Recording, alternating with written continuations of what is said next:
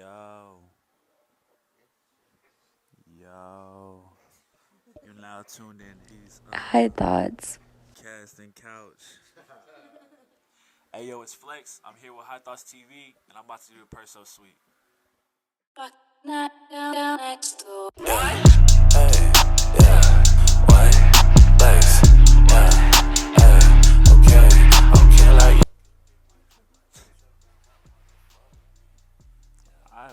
have no fucking idea. I'm gonna be completely honest. I think I was at a homie's house.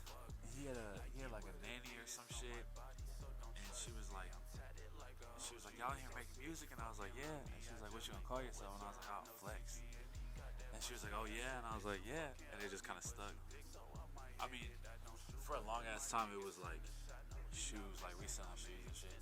I was a big ass sneakerhead, so like that was in the days when like bread 11s were like $700.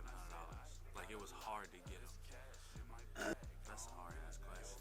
That's a hard ass question. Probably for a long ass time it was like the fives. I fuck with the fives a lot, and then the ones like once I really put a pair on, I was like, all right, I fuck with these. These hoes are tough. But yeah, it was shoes for a while, and then like I just started kind of drifting away from the shoe shit and just started fucking more with like music. Like that's how I met like Zay the producer and shit. Cause he used to go to big like I met him at the sneaker summits, like sneaker summits, sneaker exchanges, all that shit. I would film and shit. He would just grab my camera and be like, "I'm be right back," and I'm like, "All right, like where you going, nigga?" And he'd come back with some shit, and we like lost touch for a minute. Then I dropped a song, and he was like, "That's crazy," cause I just started making beats, and we just kind of linked up on some shit like that. But like yeah, for sure, shoes were the original passion. Like high school when it wasn't the move at all. Uh, I went to Texas City for a while for freshman year, and then I switched to Dickinson, and then I went back to Texas City, and I started doing this like online school shit because it was like easy, and then I just stopped doing the online school shit, and by the time senior year got around, I was so far behind. I was like, I'm out. I can't do this. So I got my GED, but I went straight to college, like straight to a community college, the closest one, quickest one everybody was going to, just so I could have that. Like I dropped out, but like I still went to college type shit. Talked about this shit. I know for a lot of people, it's like it's a it's a release, you know, like to write music and to do this shit. But I think it's more of like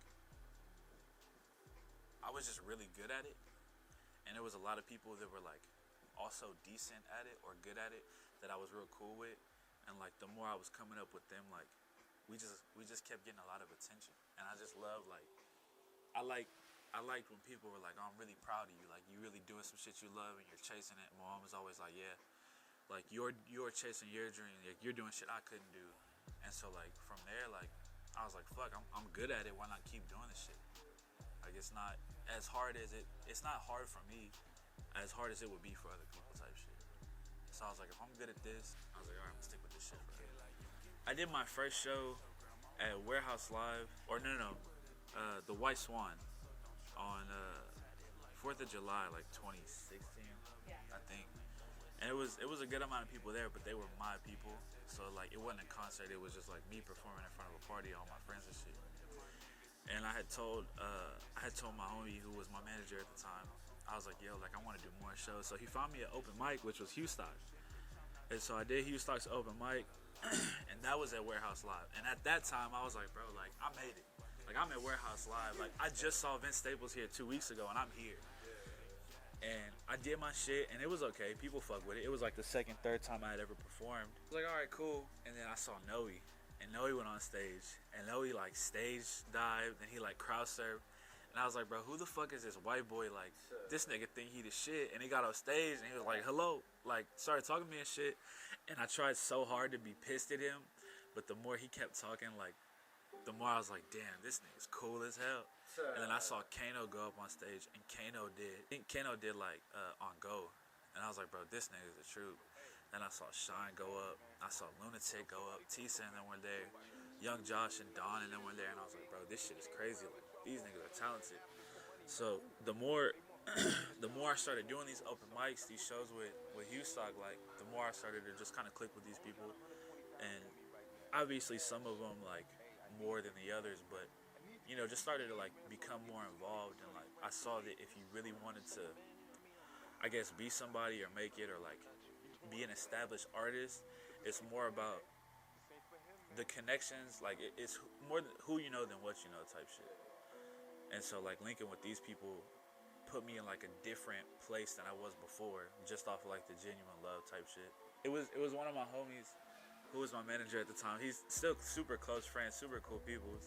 And he took me, he paid for the studio time. I don't remember what studio it was, but we went and I had rapped over 95 to Infinity by Joey Badass. And it was alright. Like it wasn't nothing crazy. And then I did some shit that it was like a Tyler the Creator, Earl Sweatshirt YouTube beat. And it was hard. Like it was dope. And I did it, and that was the first track I put out. I deleted that shit a long ass time ago. It was called Preem God. But that's what I had dropped. That was the first studio. And I started going to Mike shit at the Lab 45. And Mike like really helped me establish myself as an artist. I was linking with some people, and then I really started to fuck with Noe. And I was like, bro, come here to record. And he was like, nah, bro, I recorded Baron. So I was like, all right. So it was far as fuck for me. So I pulled up here, and I met Jason. And like, just the enthusiasm he had for a session, like, it wasn't like you were paying for a session or you paying for his time or his work. Like, he would actually talk to you, and he was actually fucking with you. Like, you could tell he was doing it from the heart type shit. Just doing that, you know, working with him a couple sessions, like, I immediately knew like my sound, everything I wanted to do just from that bond with him. Yeah, shout out Baron Studios. Ether Wolf, like when I first knew about him, like him just being Ether Wolf, hearing some of his shit, and it was more of like I skimmed past it. And then it was when I was in and out of high school, and mom was like, yo, you gotta get a job, like you gotta do something because you can't be here every day. And I would be riding around my homie's truck, and we're just listening to like early Puya, early Xavier Wulf, like fucking Blood Source season 1, season 2, early Bones when he was on the school shooter shit, like all that shit. And I would listen to it, and like the Bones shit was dope. I would try to write some shit like that, and like I would try to just compare myself to all these other artists. But for me, the Xavier Wulf shit, like when I heard it, I was like, bro, this nigga is, not only is he talking shit, but he's talking like his shit. Like it's some real shit. And it was just super vibey, and it was different. It was underground. And at that time, everybody was like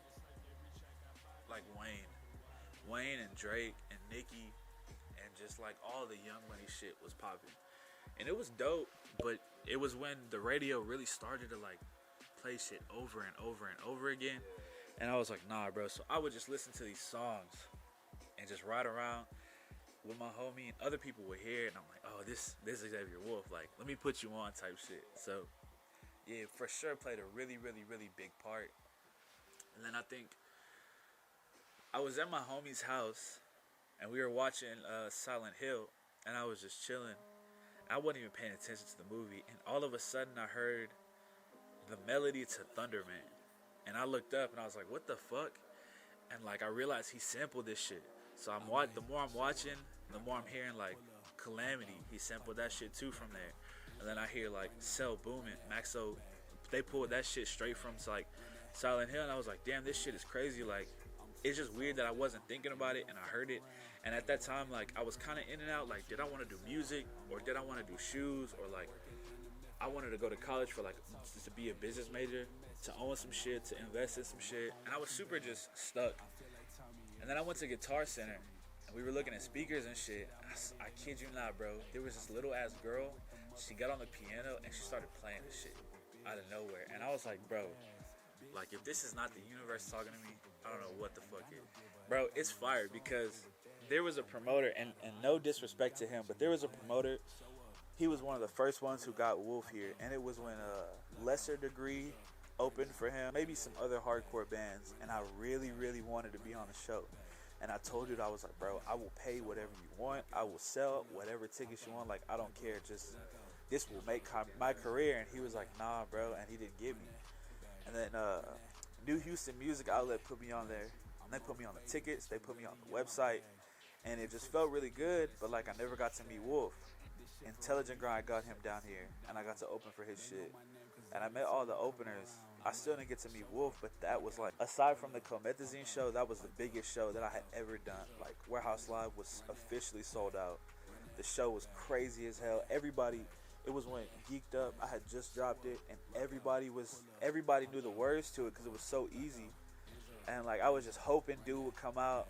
Like, it was dope, and I knew that Intelligent Ground was gonna get him down here. I've been friends with Donna for fucking ever, and I had just asked her to be my manager, and she was like, yeah, like, this is what I want to do, I'm with it. And like, our first agenda was like, all right, like, let's figure out how to go on tour. So she got in touch with somebody who got in touch with somebody, and they set it up, and we were on the way back from Austin, and we stopped at like Popeyes or some shit, and we got the email that said like, yeah, like, you're good to go, just pick the dates that y'all want to perform on, and that's it. And I was like, bro, like, this shit's happening. Yeah, so I was like, all right. So I was like, all right, like, this is dope. Yeah, I was like, all right, this is cool. And then like, the closer it started getting, I was like, bro, like, I'm going on tour. Like, no disrespect to any other artists in the city, but like, it's a lot of niggas that fuck with Wolf and a lot of niggas that want to open with him and shit. And I see a lot of people like in his comments really wanted to do songs and shit with him, and I'm like, bro, I'm going on tour with this nigga. Like, if I don't work hard enough to secure something out of this, like, it might as well have all been for nothing. But like, the fact that we just got the tour in general was just crazy as fuck. It was crazy as fuck. And I asked immediately, I was like, bro, like, Cringe, Noe, y'all want to come with me? Cringe was like, hell yeah. And Noe was like, yeah, he couldn't make it, but tour's still gonna be crazy as fuck.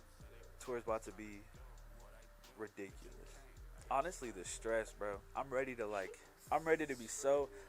do a show that's so crazy, and I'm ready for my ears to just be ringing and to be so tired, but like, to have to just pack my shit and move to the next city. Like, that's as dumb as it sounds, bro. That's the struggle I want. Like, I know the shows are gonna be fucking wild. Like, I got people in all the cities that are already like, how do we get tickets? Like, you know, when can we pull up? It's honestly, like, you can't pay for everything.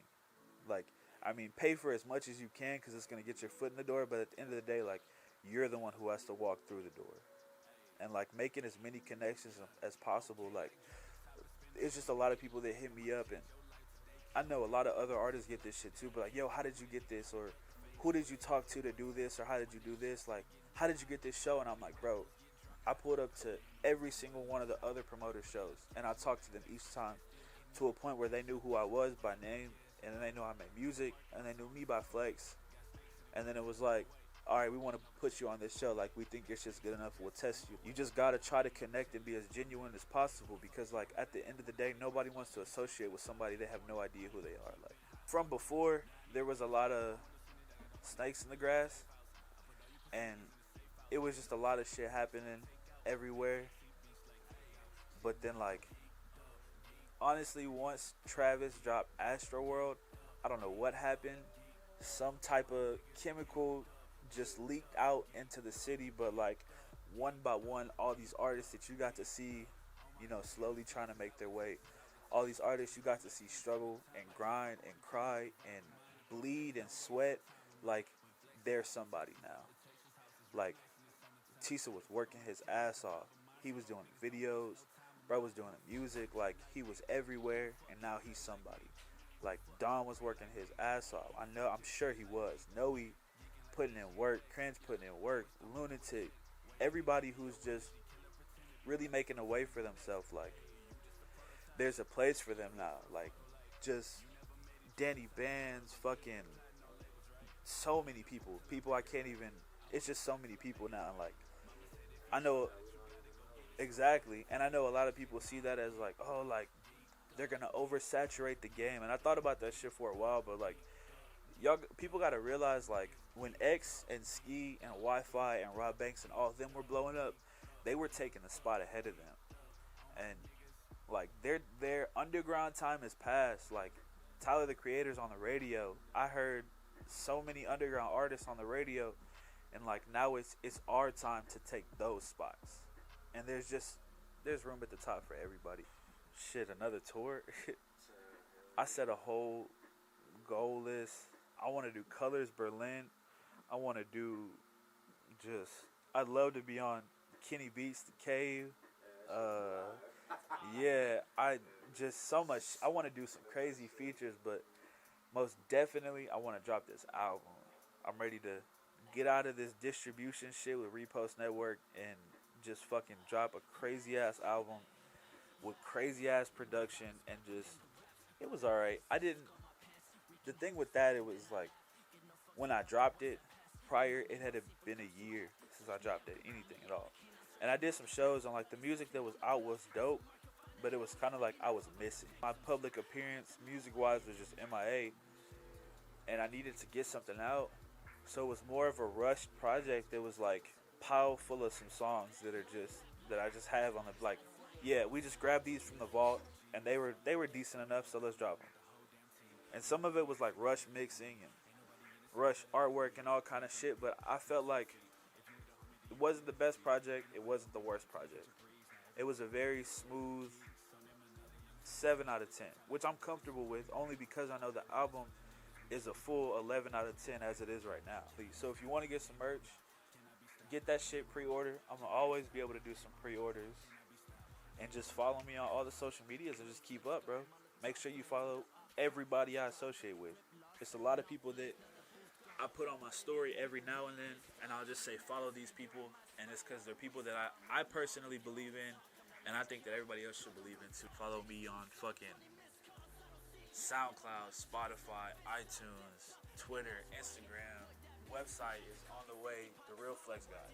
Yeah, I've had my Twitter for a fat ass minute. I tried to do so much shit on my Twitter, but Twitter done made so many fucking changes. Like, especially not even just on Twitter, but like it's just a lot of shit happening.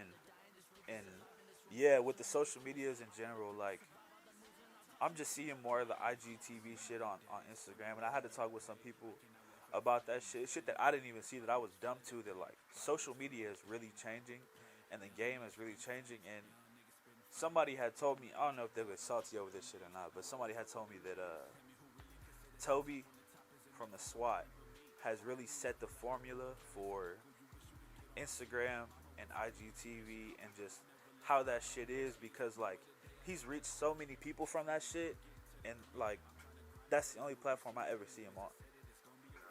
And it's just, yeah, like dude built his entire career from Instagram, and that shit is crazy. Exactly. Shout out to Baron Studios all the way.